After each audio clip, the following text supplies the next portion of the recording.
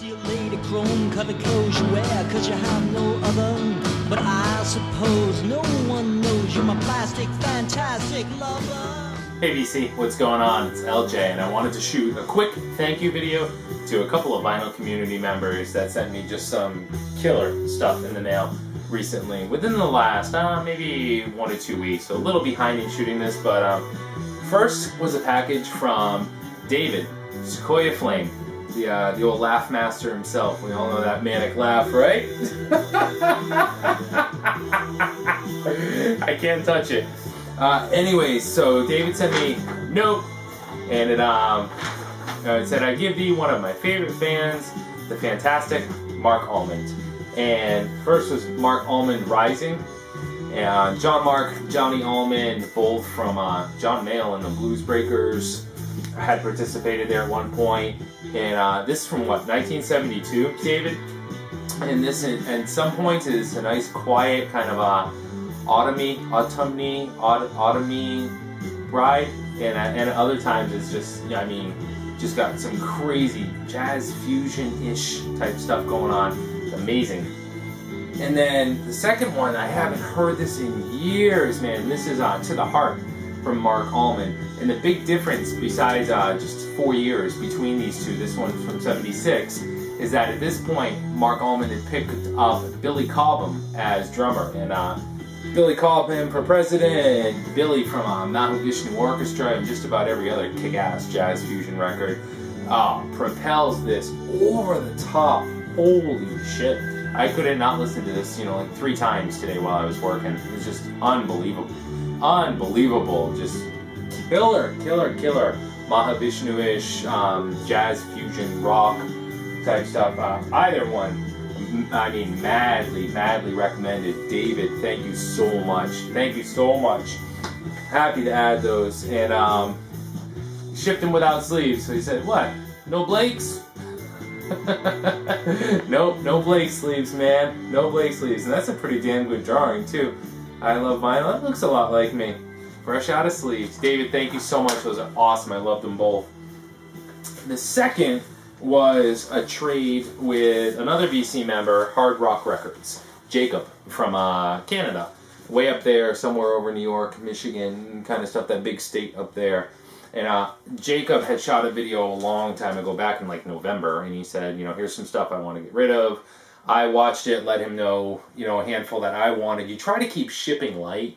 When somebody does a trade video, sometimes it's hard to not sit there and say, of course, you have to be in Canada or Europe or Asia, and I see like 20 records I want.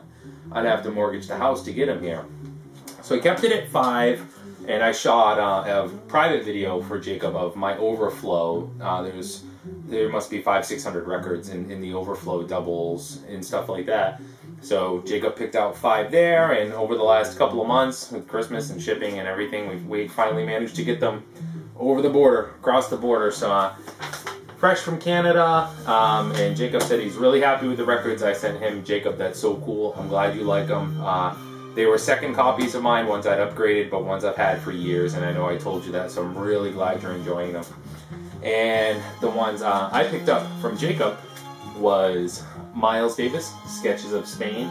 I couldn't be happier to have added this to my collection. It's a long-standing absence from my Miles vinyl collection, so this is just freaking awesome, and it's in great shape. Jacob, thank you so much. I don't know what possessed you to grab this while you were crate digging, but I'm really glad you did.